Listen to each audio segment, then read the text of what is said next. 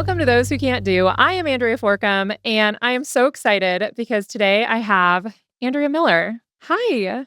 Hello. And those of you guys who are like, that sounds familiar, it's because she's the sticker lady. She's the sticker teacher. And yes, behind her, you can even see her beautiful display of stickers. And I'm so excited because Andy is one of the very first people who teacher creators who I reached out to when I started to gain a following. And we lived actually really close to each other. And so we met up and hung out, and she shared with me all of the background stuff because, I don't know, it's so weird being a teacher content creator because it's number one, a very, kind of very specific niche. Yes. And number two, we want to do well at our things, but there's no one to teach us. And so I love when people always talked about it for the first time. So I knew that was your first conversation having with somebody else that does what we do. So it was an exciting conversation. Yeah, it is. It's fun because I've had similar conversations with people as well, where it's just this is a really weird thing we're doing, and there's no real guidebook. And so it's really cool getting to have you now on the podcast here to chat. It's super fun. Now, what do you currently teach? So this is my 11th year teaching middle school math. I teach 6th, 7th, and 8th grade math. My first 6 years, actually, I did 6th, 7th, and 8th grade math and 6th and 7th grade science. But this year, I'm just my 6th, 7th, and 8th grade math. I also teach a school broadcasting class. So we do the whole news show for our school. I used to do the social media, but then they hired a social media marketing lady. And so I was like, okay, what could I be doing next? So we're doing a school broadcasting.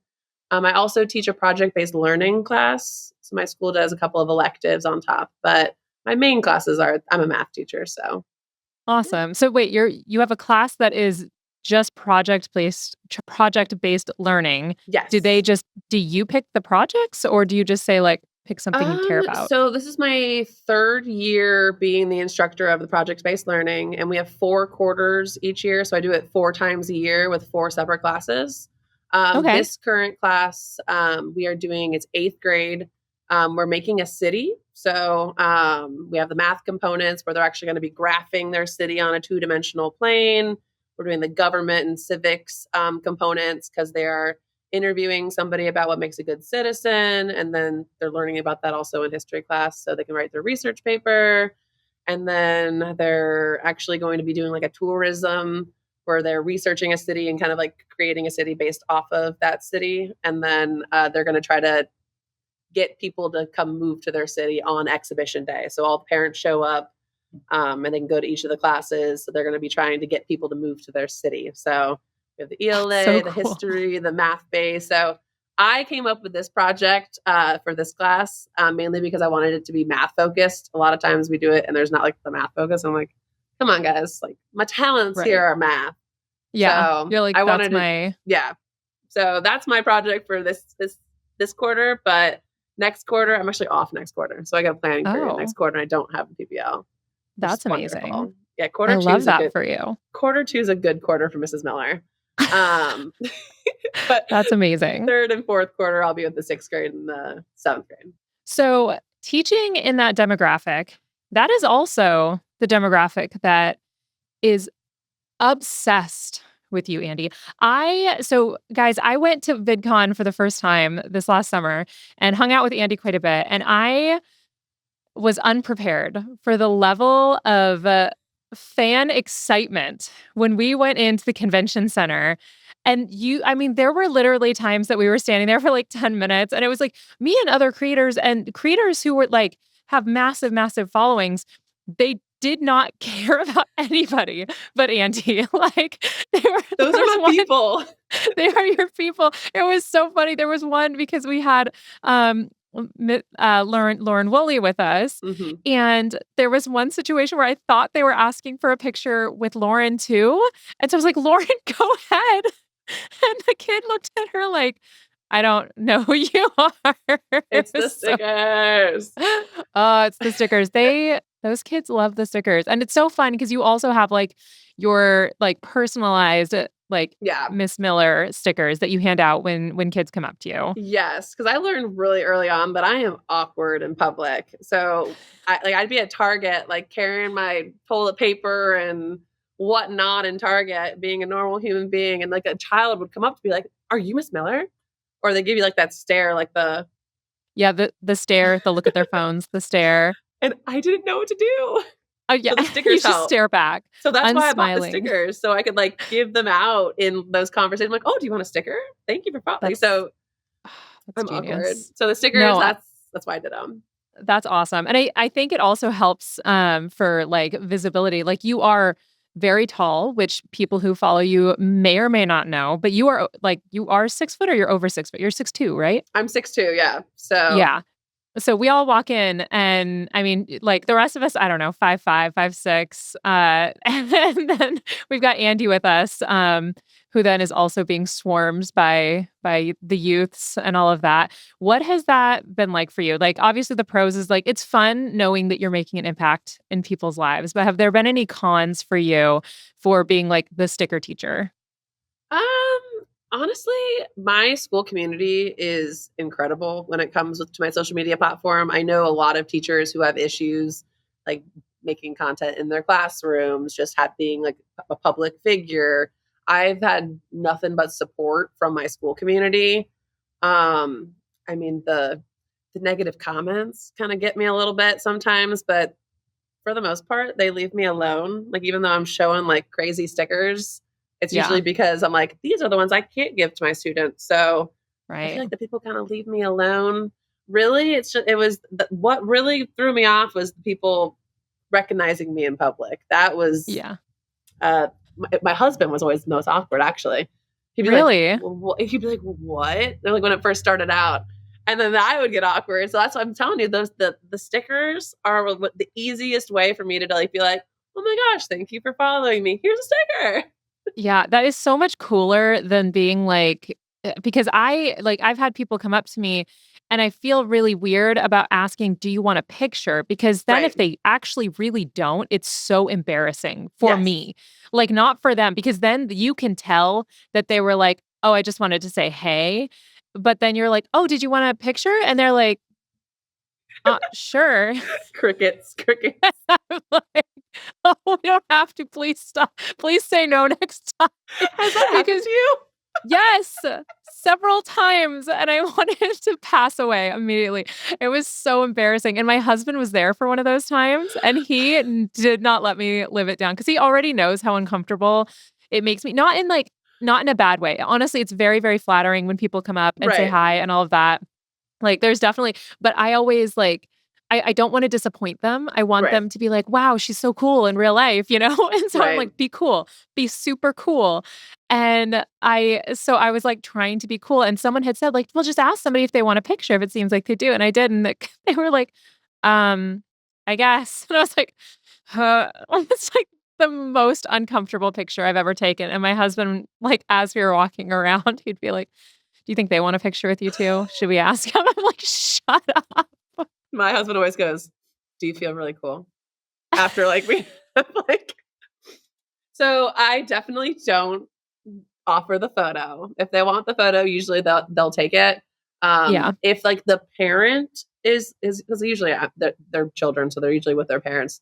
The parent will usually for me be like, ask her for a photo, and if they're a little nervous, I'm always like, oh, I can do that.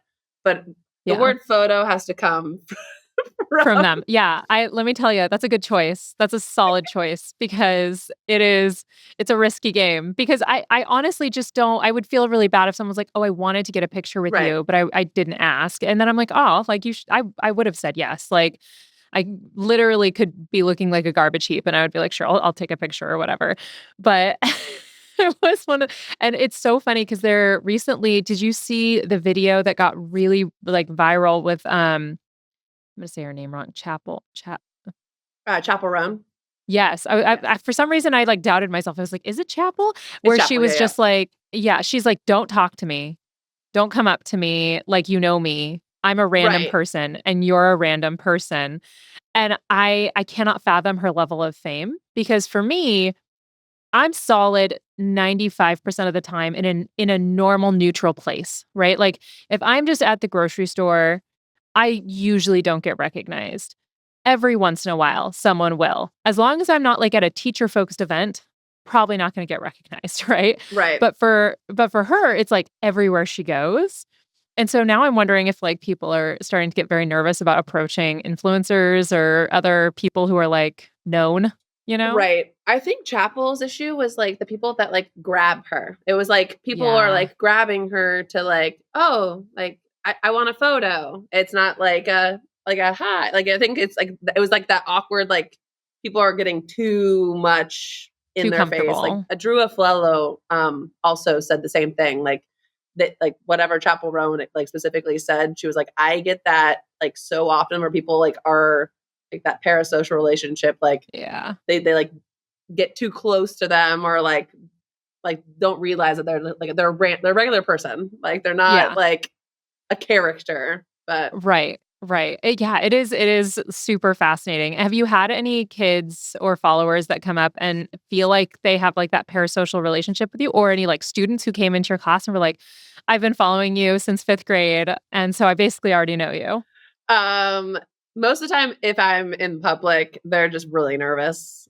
Yeah. It's not too crazy like that. I have definitely had a bunch of students who like right when I joined this school, I made a video setting up my classroom. So like that my students that hadn't even like had me yet were like, oh my gosh, this is our new teacher. Like I know that classroom. That's awesome. Or people like my new students, just one of hers, like she was just like, oh, like I knew who you were before you even came here. So Do you like make it part of your intro when you're starting a class? You don't? I don't bring it up whatsoever, but they know. So I didn't, but now I do for my college students. I think if I Okay. taught high school, I would pretend I didn't know what they were talking about. I'd be like, I who? What? I I the kindergarten through fifth graders at my school, if they bring it up, I'm always like, what's a TikTok? right. What? And I play like Who stupid. do you like do tick I don't And they're like, understand. we Yeah, like watch your videos. And I'm like, what what? video? What do What's you a mean? video? And I'm like, so stupid. Right. They think it's funny. So then like every time they're like, I know you're on video. So it's like that's like kind of what we do as like a joke at my school. But my students, they love the stickers. They like a lot of teachers now are like, oh, I wish my students like my students love the stickers, but I think it's because I get the ones that they want. Yeah, I was gonna say I've never had a class of students that are like "The stickers are dumb. Like I've had students that Right. would like rifle through and pick Hmm. out a pile that they eventually wanted to earn from me and have like their pile in my bin and would like fight other kids if they I have touched the that too. pile. Yes. Do you? Yes. One of my current eighth graders, I taught her brother. He's now a sophomore. But when I had him in seventh grade, I literally made a baggie that said, stickers to bribe Noah. And I lost it. I lost Oh the whole bag. no. And then I was cleaning Oh, out my classroom like at the end of last school year and I found it. And their mom is like my classroom mom. I was like, I found the Noah stickers. It was did so you get funny. him to him? Did you send No, it to him? I still got He the didn't bag earn right over them. here. No, Noah I'm has sure to come he. I back and like was like, clean your I'm sure he whiteboards. earned them. But it was like so funny because like it literally said to bribe Noah. I love it. I love it. So, speaking of bribery, there is a lot of feedback about extrinsic versus intrinsic motivations with kids. And I always found that like intrinsic would be great. I think we all would prefer for us to have a classroom full of kids that like purely just to have the math knowledge in their brain is why they want to do well in class. Um, I don't know what percentage of kids that would be. I cannot fathom, but I know for my English classes, there's maybe a 10% of the kids in my class like just in like want to learn because they like to learn and they maybe like the subject. But extrinsic motivation for me was really key because motivation right now in schools is brutal. So, how did you come about doing the sticker store and like starting that in your class? So I started stickers in 2020. So I had like a little Ziploc baggie. We actually played like surprise stickers. Like at the end of a class period, I would like shuffle through it and like, you get, it was like the meme pack or whatever. And it would be Yeah. like, a bowl of cereal. And like everyone would clap. And it was like kind of like a joke that we'd do these like surprise stickers. And I would like, if they were doing a good job, we would do surprise sticker. And that was just kind of how we did it. Yeah. And that summer, after my first year of stickers, I was like, oh, like I could do something. I could get a holder like this, and I could have them actually not have to shuffle through this bag. It would actually be something that they can see. So that was the year that I started doing just this template. That would have Nice. been in 2021. Okay. And I don't know why. I just wrote the sticker store on the board. I think it was in maybe Expo marker at the time. I now have cute little magnetic letters of it. But it literally just started me handing them the sticker, like just as an activity to make things fun during COVID. Because I think half of them were online still, the other half Mm. were in little isolated pods. So it was kind of just in the COVID time where I was just trying to make something a little bit more enticing, more fun in class. The social media aspect of it kind of blew up the sticker store even more because finally I started buying packs. I'm like, oh, we got to check our stickers. And I made a stupidest video. I remember I was watching the Olympics the summer of 2021. And I'm like sorting through these stickers while watching the Olympics. And I'm like, these are pretty bad. Some of these are pretty funny. And I literally just like did this with like my camera of like, oh, these are some bad stickers. Make sure to check your stickers. And like that video blew up. And then some people started asking questions about like, oh, well, what makes a bad sticker? So then I was like, oh, I have all these like violations. I like kind of just like named them off. And then that video Yeah. did well. I did that video in my bathroom. So Don't know funny. why. Like I was like filming that the lighting was good. I think it was like Christmas break at that time.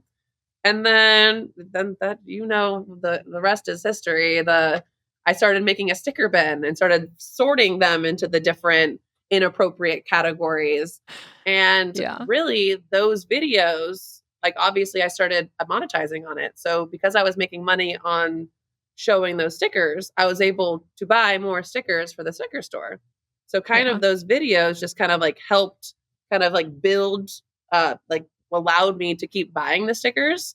And I really Yeah. do think it works in my classroom because I'm buying the stickers that my students actually want. So if the students like looking through stickers, one of them just said, oh, Miss Miller, I can't find any more car stickers. I'm like, oh, let's get some car stickers. Do you like the classic or do you like the sports cars? So I try to make it so it's like the ones that my students want. And that's how the whole sticker store kind of came about.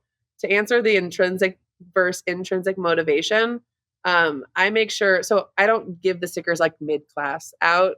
The entire class usually has a great day and they're like, hey, Mrs. Miller, did I earn a sticker? And at the end of the class period, that's when they're either get the sticker or like they don't get the sticker. And it's usually a whole class type of deal. It's not individually wise. Okay.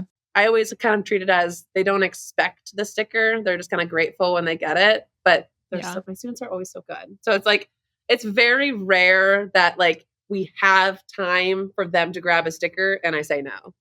The only Yeah. time I really say no is when I'm like, guys, you should have been in history class 1 minute ago. Like, we don't have time to do this right now. Come back during study hall. And then they'll Yeah. come back during study hall. So I rarely use it as like, you didn't turn in your homework, so you don't get a sticker. Right. If they come during study hall, they're like, can I grab a sticker? And I'm like, oh, did you turn your TNC corrections in? They're like, no. I'm like, come here, do it right now, and then go grab a sticker. So like, it kind of maybe Nice. that is the extrinsic motivation, Yeah. but my students are just so good that Yeah. like it works for my classroom because I'm never telling somebody no because I would say my classroom management works, but maybe they want the sticker. Maybe that's why it's working.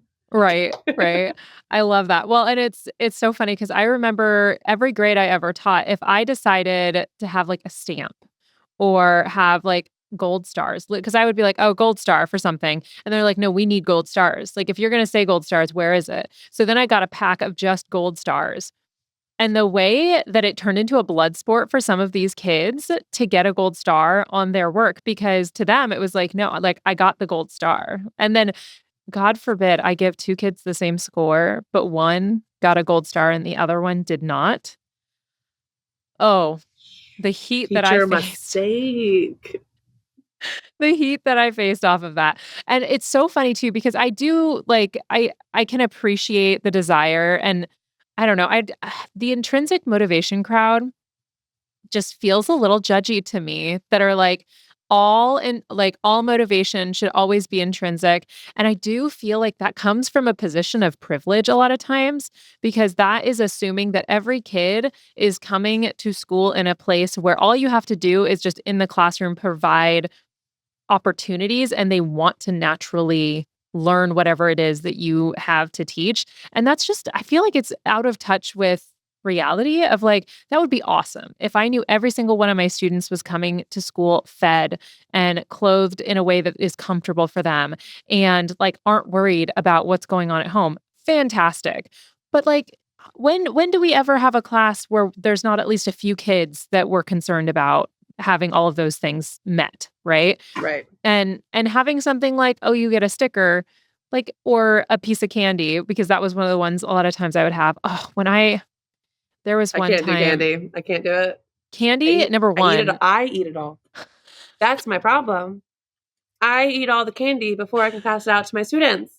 Yeah, no, that's very relatable, honestly. There were definitely some times when I'm like, they don't deserve candy, but I do. I deserve this candy. Yesterday, we have 11 kids in my school broadcasting, and we had 10 airheads. And one student was like, "Oh, like I don't need one," and I'm like, "Well, that doesn't help us because I need one too." But honestly, like that's why you have to buy candy you don't like. Like I honestly think that's why Jolly Ranchers end up becoming the teacher candy because no one's going to binge Jolly Ranchers, right? Like Right. but if you get a Jolly Rancher, like you're going to be like, "Oh, cool." But no teacher is like mainlining 15 Jolly Ranchers in between classes. But if you put like some Reese's cups in there, I could eat 15 Reese's cups. I could make that happen. So I don't have the self-control to have that. I'm gummies. Really? Yeah, I love the sour gummies, everything like that. Yeah. To go back to what you were saying earlier, the honestly, I truly think the intrinsic motivation that I use in my classroom, it makes students enjoy math. Like they start my class usually in 6th grade and they're like, math is my least favorite subject.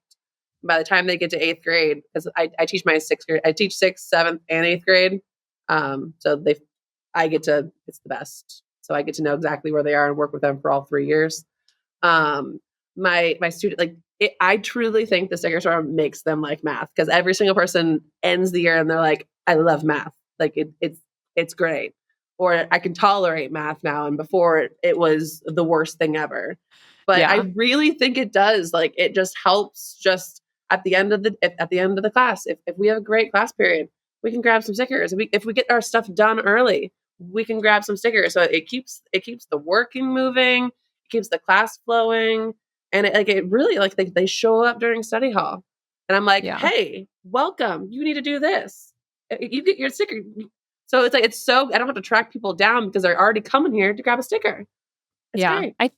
I think it has to also do with the vibes that it establishes. Like I think it's you and it's the stickers of like the vibes are it's not that serious.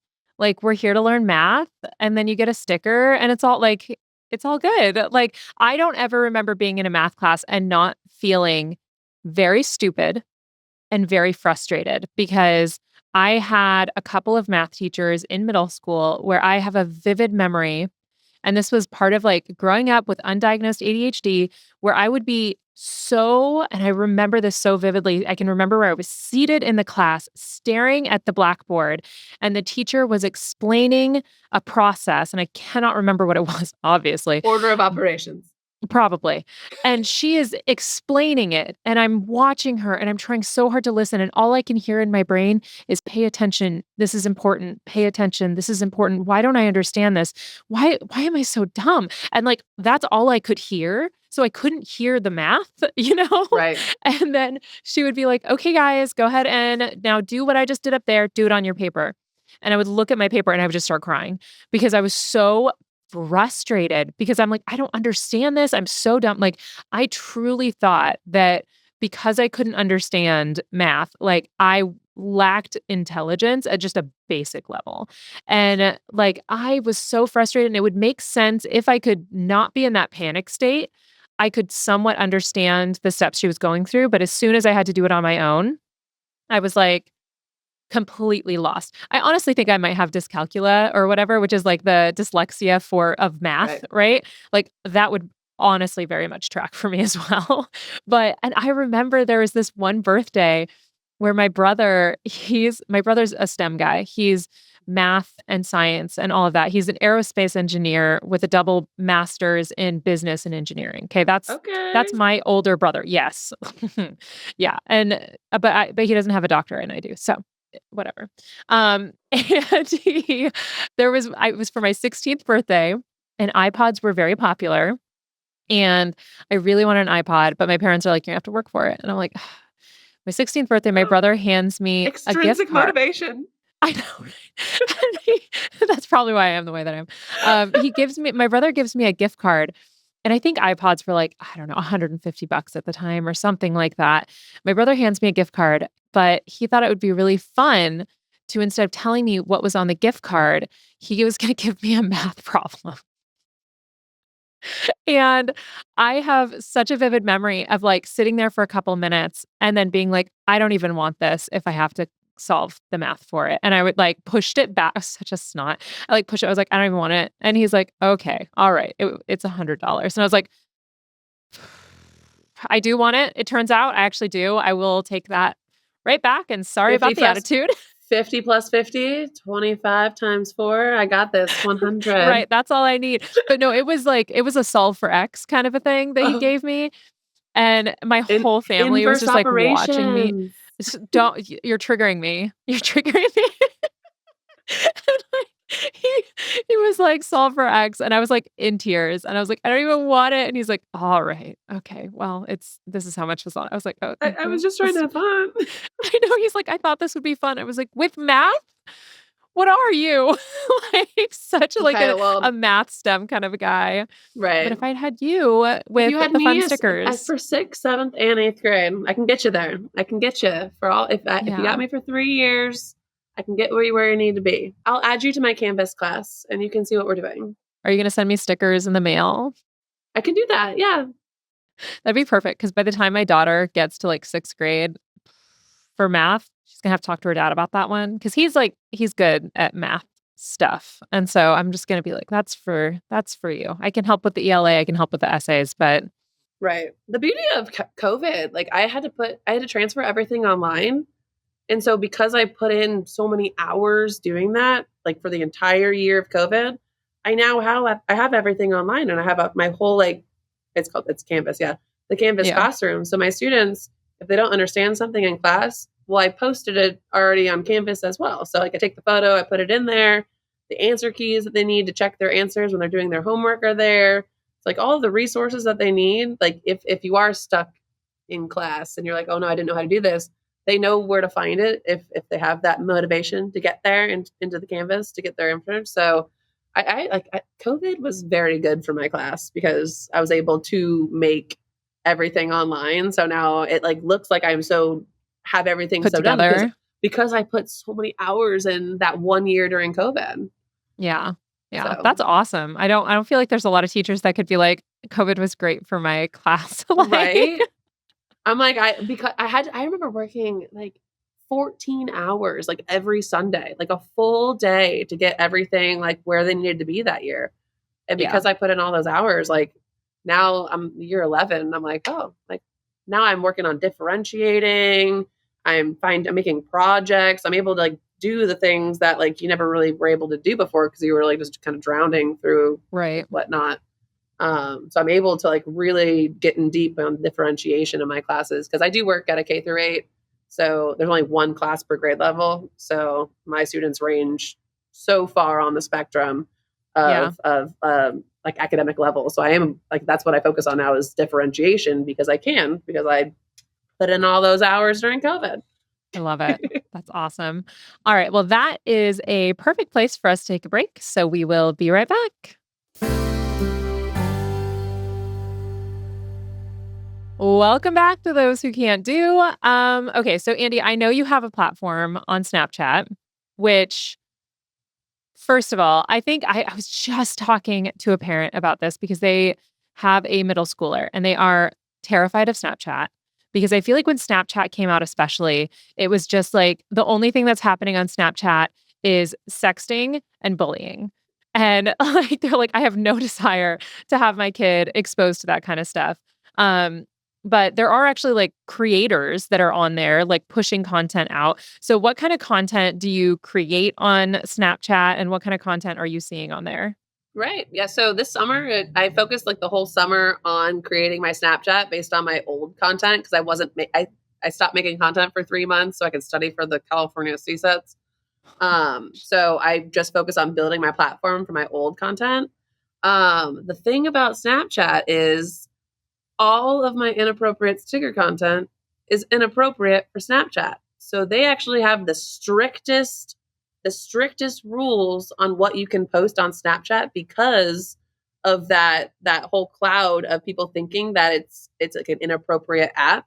It's actually the most like the content that is posted there is the most filtered. So I think I posted 10 cutting stickers videos and only one of them is still up.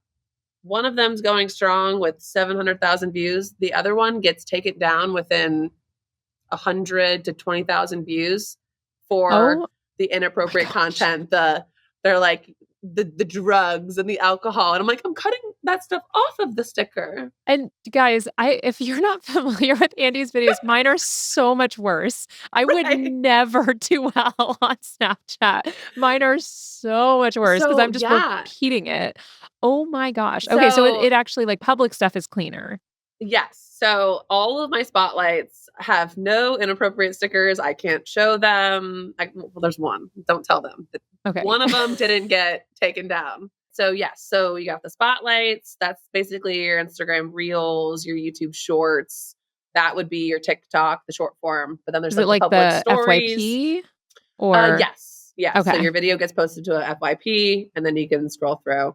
Okay.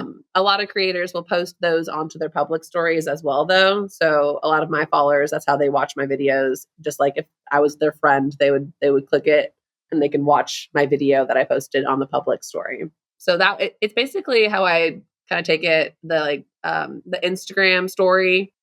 I say it's like a more informal Instagram story. So that's the only platform where I feel comfortable being like, hey guys, here's what we're doing today.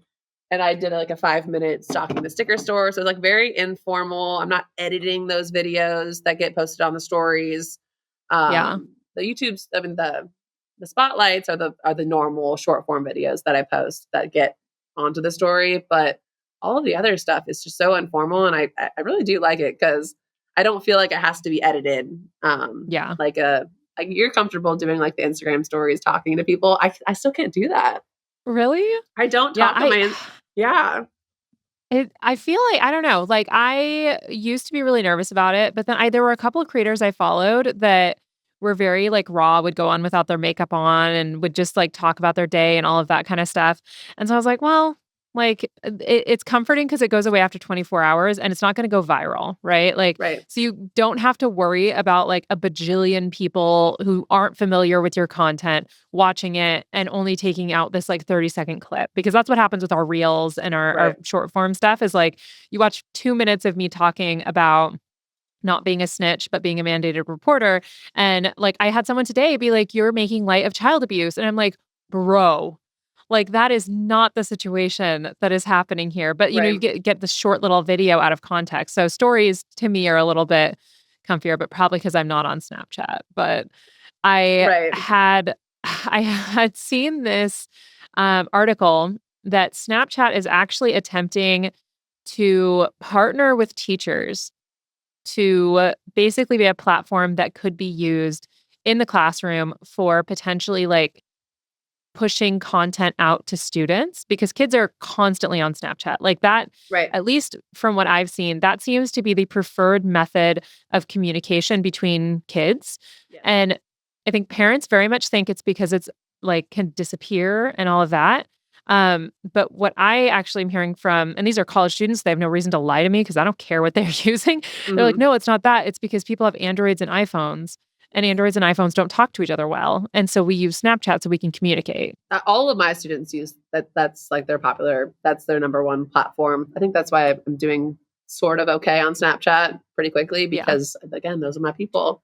Yeah. The middle school or high elementary school. But yeah, a lot of them are using Snapchat. And again, it's that parents always think it's like we're inappropriate things. I'm like, man, I can't even like you can't post anything inappropriate on those public stories. So really Yeah. if they're just there to be looking at content, that's actually probably the safest. Yeah. Because there are Probably the some safest things. platform. Seriously, the algorithms on TikTok I think can be pretty wild. And then I get pulled for some weird stuff sometimes that they're like, I don't like the fact that I can't remember what it was the other day, but I'm like, that is what okay. Oh, You got a video taken down? yes. Okay. No, I got a strike against me. So TikTok has strikes I've where never gotten one. What? if you bully somebody, you get a strike. What did you So do? this is so millennial niche. Okay. So there was a video of a girl who was like in her kitchen and then all of a sudden like a early 2000s like song came on and she made the stank face, you know? Okay. Like the Yeah. face, like she Yeah. like and Right. so I commented it's the stank face for me. And TikTok was like absolutely not. Ah! Like, gave me a strike for that. And I'm like, Maybe I thought you it's were not. bullying them for being smelly. I think so. I don't know. There was clearly a language barrier thing there, but I was like, this is not bullying. Like, this is a sport. It's like millennial, like support happening here. But I have a strike. I'm a bully, apparently. Oh my goodness. You're gonna get banned soon. I know. The only time I could potentially see actually getting in trouble on TikTok or getting put in TikTok jail is if I'm in a mood and I'm responding to commenters. There are some times I get a little zesty. The only time I've ever gotten a video taken down was the video of me making my letterboard. I bought Why? these are 4 feet strips, and you buy them at Home Depot in 8 foot strips. So I was like showing my husband. I was like, my husband. So now you got to cut them in half to make 2 4 pieces, and he was using like a saw, and they were like And they were dangerous acts. I'm like, this is how to make a letterboard for your classroom. I'm sorry, that's Yeah. removed, but we still have the guys, like, shirtless chopping wood. That's acceptable. We can Right? have that. Right? I get jump scares of things that I get on my For You page, and I'm like, this has 2 million likes, and this Yeah. is illegal. This is so illegal. Also, I have a question about your letterboard because it drives me nuts, and I don't know if it's rage bait or not, but when you are putting letters on that board When and they they keep fall falling off, yeah, is that on purpose or is that just gravity it's taking gravity. Like, oh my gosh. I literally was like, surely they can't be that is falling off not that rage bait. easily. The I rage bait is that they're put up crooked. They're a little so funny. slanted. So people always comment about those, and I've never fixed it. That's the rage I bait mean, on those. fair. Yeah. I would not have noticed the crookedness, but when you're putting them up, because it makes me laugh so hard every time because you get it like almost done and then like half the letters fall off. And If I'm like, if is if I'm almost done the videos like kind of early, I'm like kind of hoping they fall, so they can give get it a a little little bit of nudgy. action. But honestly, the most recent one, I haven't posted it yet because I wrote that wasn't very mindful or demure of you. And I spelled mindful wrong. I wrote Mindfull. And I came back into the room before school even started. And I was like, oh, I spelled that wrong. I'm like, man, like now there's a whole video. People are going to think I'm so stupid. And I'm like, I was the one that proofread it. It was me. But so I have a good one that like literally kept falling just like that. But I'm too scared to post it because No, post it anyways. You're a math teacher. You can do it. I have people, as a former English teacher, the amount of people that DM me if I have like, usually it's a typo. More often than not, it's a typo. Sometimes I'm really tired and I just am typing really quickly. I might use the wrong your or something like that. And like, clearly, I know which your to use in which situation. But the people that DM me and are like, Andrea, that's the incorrect your. I'm like, what are you getting out of this? Like, why do you like don't DM me that. It's just not helpful. I know. 9 definitely times out of comment it 10. so I get more engagement. Right. I Yes, don't want the comment DM. it on a reel. Go down, don't DM me. Like, use the clap emoji when you see my stories, so it seems like I have good engagement. And you can clap sarcastically in your soul, and you'll know that, but I'll just think you love me, and that is where I need us to be. I don't feel like I that's too much to ask. So back when I was starting out, I started TikTok in 2019. I was trying to be like so smart to go viral. I would try Yeah, every like hack. all I'm the like, trends and I hacks, think it yeah. was because I was trying so hard that like I didn't They blow could up smell the for the longest time. desperation Yes. there. But the one thing that worked that triggered the algorithm was spelling something wrong. So like you would write on-screen captions. And back then, like the big bulky on-screen caption was like a thing. And you'd always spell something wrong. And if you spelled something wrong, people would comment and it would so that was something that I always like found success in. Well, So I'm so like, what I'm hearing is post the video, Andy. Like, but now you well nowadays, like I feel like I can't I can't do it. I don't want them to think now you have dignity. You have now I self-respect. now there's almost 2 million people, more than 2 million people watching this video to think I'm Yeah. dumb. Before it was like 8,000 people will think I'm dumb. I think it's actually maybe a little bit more hurtful too, knowing that your audience is all like middle schoolers and they're like, she's an idiot. I get these like hate comments and I'm like, I take it like straight to heart. And I'm like, oh my gosh, this adult thinks I'm like incompetent or that like Right. because I show a sticker, I can't actually teach math. And then like I click on the profile and it's like somebody that's 5.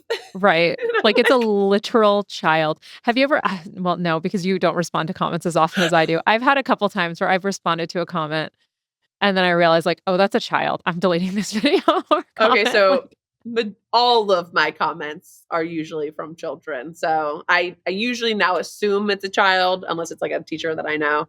yeah. So I usually assume it's a child if it's a video that's like not going viral, obviously. Like if it's viral, then Yeah. it could be anything. But my people, I always know that it's going to be somebody younger. So I try to answer everything as if I am talking to probably a 4th or a 5th grader. Yeah. See, and I, on the other hand, like I know because some of the jokes are a little more PG-13 on my videos. Sometimes it goes to weird places in the internet. And so I usually don't get upset, and I just imagine that the person who's saying horrible things to me is like I think of the dumbest people I've ever met, and I'm like, that person is the person who's saying that. I And always so imagine if it's an adult, they're sitting in this empty, dark, dim room, and like mhm. that's all they do is comment on like they're in this dark, sad looking room, and that's what they're Yeah, doing, like typing on Reddit or like right. commenting, you should be teaching, not Not doing they're in a okay, I dark room though. That's what have they you are. obviously, yeah, they have no lights in their rooms. No lights bulb. I was looking on just if you search teacher on TikTok, and I don't know if it's just me, but I feel like when I search teacher on TikTok and I scroll through, there are so many videos that are not actual teachers, but are people who are trying to funnel viewers into their subscription services. Yes. Okay. I And feel like it's that, so obvious to like an actual teacher. Like if yes, it's always like the classroom that is definitely in a house, right. and you're like that kind of carpet, that like shag carpet that's at the Yeah. bottom. Mhm. What school in America or anywhere in the world has that thick shag? Like Nowhere, because it would be matted within a nowhere. week. Yeah. Because then you like see them and they're like, "Wow, I wish you were my teacher." And I'm like, "That's not a teacher." And I'm like, they know. They have to know, right? This isn't actually a teacher, but I people are so dumb. So maybe some people, no one who's listening to this podcast, obviously, that's not who I'm talking about, but Obviously, but obviously. I'm like the carpet, the wall.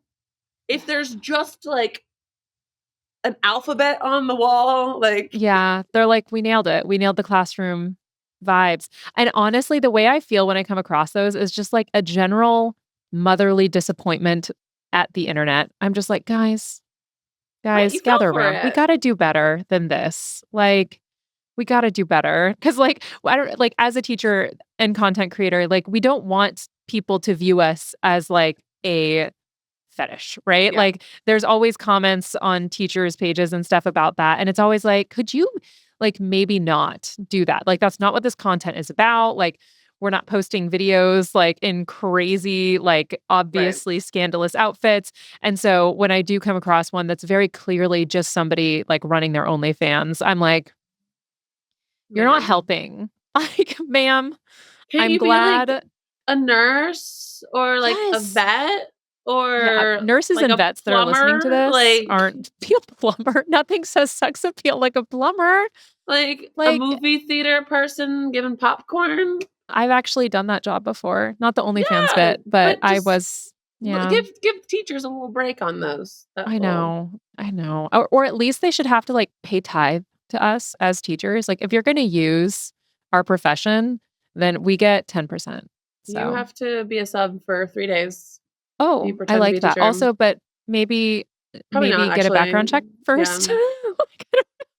That's some people like that's the clip that goes off is Andy thinks that OnlyFans models who use teaching as their fetish should in fact have to serve in schools and expose children to their Uh, antics.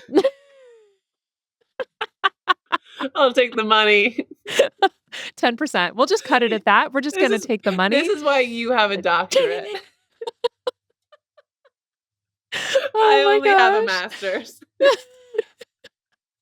Oh man. Okay. So one of the things that we do on the podcast is I like to have people ask questions and then we take a stab at trying to help our folks with these Okay. questions. So, the question we got was recently I have been given the opportunity to collaborate with a colleague who has truly struggled with managing her position at my school last year. After our first meeting, uh, I quickly realized that what I thought was disorganization was actually just ADHD. She might work with me. My question is how best do I collaborate with a colleague with ADHD? With a student, I would redirect, repeat instructions, provide notes, etc., but I'm not sure how to do that with someone who is supposed to be my equal. Does this colleague know they have ADHD? That would be exactly my question because I feel like how you approach this would very much rely on that. Like, did she realize, but her friend still hasn't realized that Right. they have ADHD? Because Because because I'm somebody with ADHD, so I would love somebody to get me back on track if I'm all sorts of everything, you know what I mean? So if right. I'm And if not you, on track, like I would love somebody to put me into check and tell me what I need to be doing. But if the person doesn't know that they have it, I don't want to like offend the person for assuming that they have it. Yeah. right. So maybe like, okay, so I suspected that I did for a very long time, but only found out a few years ago. So I will go through some of the things that have worked for me to be more organized with stuff. And I still struggle with this. It's a constant struggle. But number one is lists. Like if you physically write something down, that helps me immensely. After we have a conversation and you look at me in the eyes and you say, hey, can you get that assignment finished and that draft to me by next week? And I look at you in the eyes and I say, yes. When I leave that room, I have forgotten unless I wrote it down. So sending an email follow up saying, like, hey, just wanted to make sure that we're on the same page for XYZ and then list it out. I do this with my college students. If they ask me a question verbally and I say, hey, I'm going to follow up, I tell them, I need you to email me because if you do not email me, I will forget. And it's not intentional, but like, I need you to like document this conversation for both of us. When my Like, students are showing me like, hey, Miss Miller, this grade didn't save in Canvas. Could you please update it? Or like I'm grading it and I hand the paper back to them. Another student will come up to get help. And I'd be like, yeah, hold on. If I don't put this score in right now, gone, Jonathan's gone. not going to get this. Like, Jonathan's not going to get the points if I don't do it right now. Yeah. So And I'm there. Yes. it, like has to be written, it has to be done right now. Um, Having things physical to remind about us tasks that are digital, like I have a really hard time grading Canvas assignments because they aren't visible to me and I forget they exist. And Ooh, so okay. like that's one of the other like an actual planner that I live and breathe and take everywhere with me. And I have people like email me confirmations to what we discussed, or I will send an email and I set like all kinds of alerts. So like those are strategies that I think you could offer to somebody, whether or not they're aware of their ADHD, of like, hey, maybe have this list. Do you have a planner? Like all of that kind of stuff, especially because it sounds like being given the opportunity to collaborate makes it sound kind of official. Like maybe admin is like, work with this person and get them on track kind of a vibe. Right. Are they trying to mentor them, or are they working as a team on a project? I feel like there's different ways that they can go about collaborating with a colleague. Yeah. I mean, I would say provide a lot of documentation, providing written instructions, not necessarily repeating instructions. It's so funny because my husband does this to me and I get very annoyed. But about half the time, I don't realize he's repeating instructions because I forgot about the first time he gave me the instructions. So it's a real dicey game for him. It's either very helpful or I get very annoyed because I'm like, you've already told me this 3 times. And he's like, oh, well, See, I'm the opposite. Like he'll say something, and if I'm not like making eye contact with them, like if I don't give you the verbal like nod, that means like if he's saying something and I am watching a TV, if I'm on my phone, I will literally not hear anything that like I literally have to be looking at you, ready to yeah, go to hear exactly what you are saying. So yeah. I'm the opposite. I just need to make sure I'm listening, and like I don't need him to say it 3 times. I just need you to know that I'm actually listening when I say. Right. No, the reason that I didn't hear it the first 2 times is because I didn't realize he was talking to me, or Right. I was like, I saw a video about a cat and I was watching that and he could be standing right next to me and I could even probably be responding and like, uh-huh. And I don't realize that my brain has just clicked off until he's like, hey. And I'm like, oh, sorry. So sorry. So I am sorry to those who have to communicate with me. It's rough out here. But I think those would be my biggest tips as somebody who's like figuring out what works and recognizing kind of the things we need help with, I think is really big. Hopefully she is aware she has ADHD because that is very Right. freeing when you're like, oh, that's why I put the remote in the fridge because my brain was not doing what it was supposed to be doing. Um, Oh man. that actually has occurred, Right unfortunately. now, we just remodeled our whole spare bedroom, and it's like Star Wars theme, movie theme. And I was putting all I like. We have guests coming over this weekend, so I'm like, okay, let's make sure clean off all of the sheets, blah blah blah. I'm like, looking at one of the pillows. The pillowcase is gone. There's one pillow, and Stefan's like, you're the only one that's ever used that room. And I'm like, why would I have taken off a pillowcase? It's just gone. A whole black pillowcase. I'm the only one that has used that room because when I was sick over the summer, I was like, I stayed in that room for like 3 days. And I'm like, Yeah. I didn't take the pill. Like, it's gone. It probably went where all of your socks go, Andy. We've never washed, Um, like, we washed them the first time and put them on. Like, this is the first time we have taken apart this bed to clean. yeah, who knows? When Andy and I went to VidCon together, she gave me crap because I had French fries in my rental car. And, and then she left a sock behind in the hotel. And so, This girl thought it was okay to leave like 9 French fries in their yeah, like cup holder for I didn't 4 even days. I didn't even see them until you mentioned it. And then out of pettiness, I was like, This is like I'm day gonna leave 2. I'm them like, there. I was sitting in the front seat. We were like going to Cane's, Yeah. and I was like, "Why do you have French fries just like in your console?" Like it's just, and you're like, They "Oh, fell out of the In and Out container and I was 3 days being a ago, safe driver. 3 days ago." I literally didn't see them until she's like, "Why do you have French fries in there?" I was like, who's to say, honestly." My husband is a very clean car, so my car I think is the cleanest. It will never be clean enough for him, but it Oh, like compared to Miss yeah. Doctorate over here, Oh, yeah. my car is immaculate.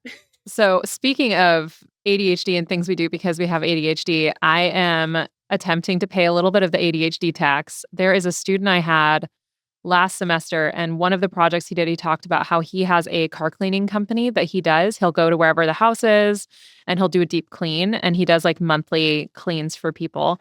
And so that is something I'm investing in, is that he actually September 6th, I think, is the first time he's going to come and he's going to do a deep clean outside and inside of my car. Does he come to San And I'm like, Diego? Yes, just leave from Terre Haute, Indiana, fly out to you, do a quick deep clean of your cars. But, like, those are the kinds of things that I'm like, I don't know how long those fries have been there. I did and then I one day will look around and be like, "This is disgusting," and I will rage clean it all and throw everything away, and then it will be spotless for about 48 hours, and then it goes back to the french fry I lands, but mean, I'm sure you know this. I drive 48 minutes to school and like an hour and 15 back. I'm leaving late tonight, so the drive's probably only going to be 50 minutes, depending on nice. how late we get. But like, if I'm like in my car for so long that like I have to have it clean, or like it's just going to be like this is where I'm living for 2 hours of my day, you know? Yeah, Andy, you have yet to create small humans at this stage. So at that point, once you invite those little monsters into your life, I let's be so clear. My car was never clean. There was never a day before children that it was clean, but I've had very type A friends who had very clean cars and then they get kids and there's like Cheerios smashed in between seats. There's like it's insane the things that children do to cars. So we're I just gonna check I back will in let you later and see how know. that. Please Yeah, I'll let you do. know Uh, that that happens. oh my gosh, it when it happens, Andy, when it My kids are going happens, to be so clean. they're gonna be the clean. Oh They're going to be god, so clean. I'm so glad this is recorded. I'm playing that back for you. Gosh, We're going to like bring it back, and then they'll be like showing my house. yes, exactly. Just clip it. Just If they take after my husband, Mhm. they will be very clean. My husband is like, he's one of those guys that like right when the laundry's done in the dryer, he takes it out immediately and goes and puts it away before like it wrinkles. Like Oh, so he's a what's serial killer. what's that like? Got it. Can't imagine. I Couldn't be live with me. that and I can't even imagine. Like I get it if the thing goes off and I put it away in that day, it's Yeah. go Banner day. Andrea. Yeah. I Um love that. but so my husband is a clean guy. But yeah, if Well, they take after me, we'll we'll see. see. Yeah. Okay, so one of the other things that we do is I always try and share a story of what students are up to. Somebody messaged me and said that they had a student who stole an entire urinal from the school. Like, What are which you doing with I that? thought they would be welded on. Like, Right? how? And I don't know if you experienced any of this a couple, I don't know, it was like maybe 2 years ago now, the The devious licks dangerous licks trend. or the devious licks. I Devious I licks, said dangerous licks. dangerous. It's a different That's thing. Devious licks. Did you at your school have anything like that? Were there any, like, telling you, anything my kids are stolen? angels. Oh my gosh. No, Well, at my school, they were not. I remember Brooke. I don't think she wasn't at VidCon this year. She usually goes to VidCon with us. She's that new teacher. She Okay. was having issues with the devious licks, like people like taking the toilets and like that kind of stuff. Yeah. Like, If I remember. And I saw it the TikToks were all like people stealing like full bookcases out of the classroom. I'm like, please hope that the teacher like just let them do that to make it viral. Cause I feel like that probably was like what yeah. actually was going on for 90% of them. Like, hey, Miss Miller, can I film me taking your fridge out of the room? I'd be like, yeah, Yeah. that'd be funny. Like, Yeah. but like, and then it goes viral for, so I feel like that probably is what started that trend. Yeah. But Like, there wasn't really anything like, everything's, like, so nailed down at most public high schools. For me, it was like they had a I think they stole the soap dispensers because that was the only thing they could remove easily, and then they and were it's all like, mad why? because there was no soap, and it was Right. also, like, fairly close to when we came back from the pandemic, and Hmm. so then they had nothing to wash their hands. So it went away almost as quickly as it came because they were like, "Well, this was dumb. Like, we're all Right. gonna get sick now." No, yeah, nothing crazy stolen at my school. I get like things here and there, but it's not Yeah. like it's nothing to write home with. My Stanley got stolen last year. Do you remember Tragedy. that? No, I don't remember that. Ah, Who stole the one of my Stanley? students bought me a Stanley with a cute little blue flower, and I could go Oh, outside. And I'm the carpool lady where like the car pulls up, and I say, "Jonathan, second grade," when we go yeah. through. So I had my Stanley right on the like it's like an electric box right there where I'm doing it. Within like Yeah. 4 minutes of me doing my duty, I look back and my Stanley's gone. So I was like so Insane. sad because my student like got it for me. It was like a random Tuesday when she Aw. got it. So I put up missing flyers all over the school and I had like a picture I of the do remember Stanley. that now. Yeah. Okay.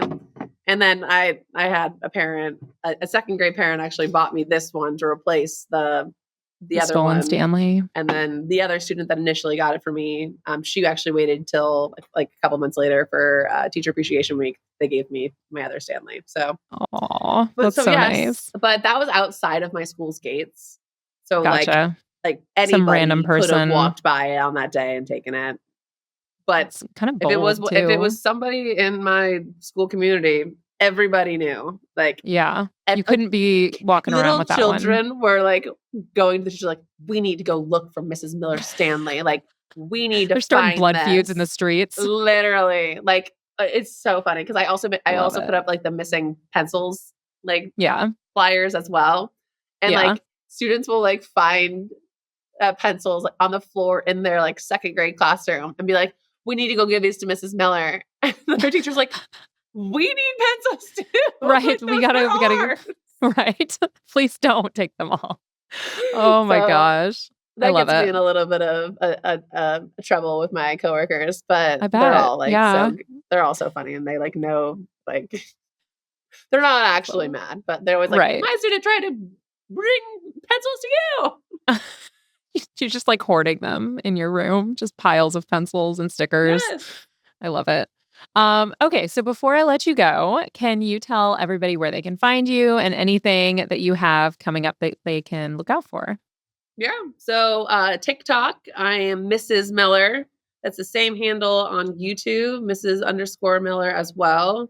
Instagram, I'm Andy X Miller. I still haven't been able to figure out. There's like that one Instagram called Mrs. Miller and nobody uses it. It's like a dead account that has like 2 followers. And I'm like, Rude. give me that account. I need the name. I want it. Snapchat, I'm Mrs. X Miller. And then I'm on Facebook as well. But I don't know my handle for that. I think it's just Mrs. Miller. Upcoming projects. Really the only thing right now, I'm just building my Snapchat. So I have a lot of followings on my TikTok and my YouTube, but Snapchat is really what I'm working on right now. So if you want more day-to-day content of Mrs. Miller, Snapchat is where you're going to find that. Other than that, I'm just, living the life of a busy teacher. So hopefully I'll one day make my own stickers to sell and my merch to sell. But I've been saying that for 3 years and I've yet to pull the trigger on that. So if there's any companies out there that want to do the work for me, you can put my name on things. That's right. I love it. And give me a cut. Once you do, I should just start handing out your stickers for do exactly what you do and just really throw them. Be like, hey, can I get a picture with you? Sure. Do you want a sticker? And give it to them. And they'll be like, it's a Mrs. Miller sticker. Yeah, it's just you. It's not I wonder how people would your hair is so much longer than mine, but we're both blonde. We're both Andrea. And we're both and Andrea and Michelle. Educators. Yes. Oh, yeah. So, about that. Andrea and Michelle's, and we're both teachers and we're both blonde. We used to be both from San Diego, but yeah, exactly. So maybe I just need to make some stickers for you to give to people, and I'll give out stickers of your face, and we'll just really throw people just to troll them for no reason, just to sow chaos is what I'm looking for here. Yeah, we can do that. I can actually send you some stickers just so you can get that jump started. Fantastic. Gonna do it. My following needs to grow in Terre Haute. Start handing them out to your students too. I will. I'll just start putting them on the walls. It'll be perfect. Hand them out to your local elementary school. I love it. I will. Thank you so much for coming. I appreciate it. Thank you. This is awesome. You are the easiest person to talk to. Oh, thank you. I appreciate you coming on. All right, guys, we will be right back.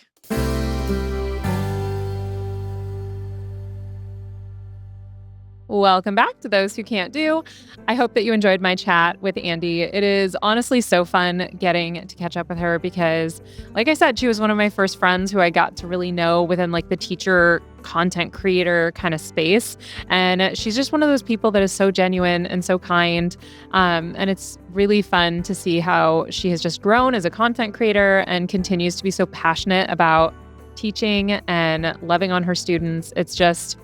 the best kind of humans, right?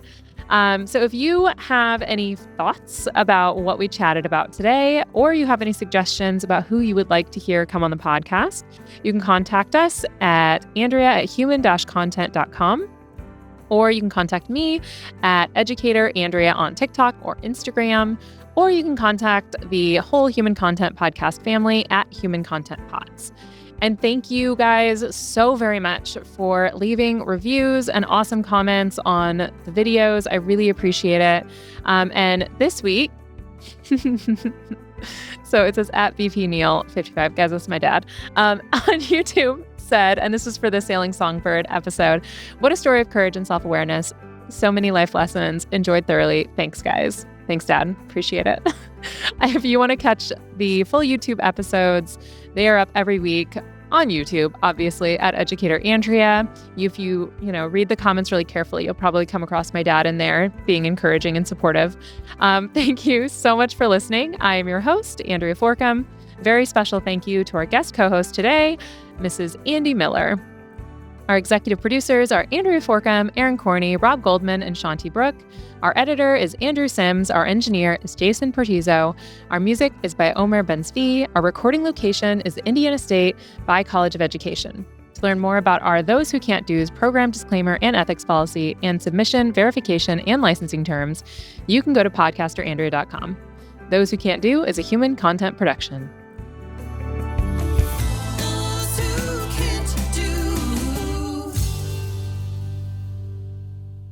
Thank you so much for watching. If you're like me and you're thinking, gosh, I really need more Those Who Can't Do in my life, you can start your binging right now by clicking on that playlist button right over there. New episodes are out every Thursday, so please subscribe and join us each week on YouTube and wherever you get your podcasts.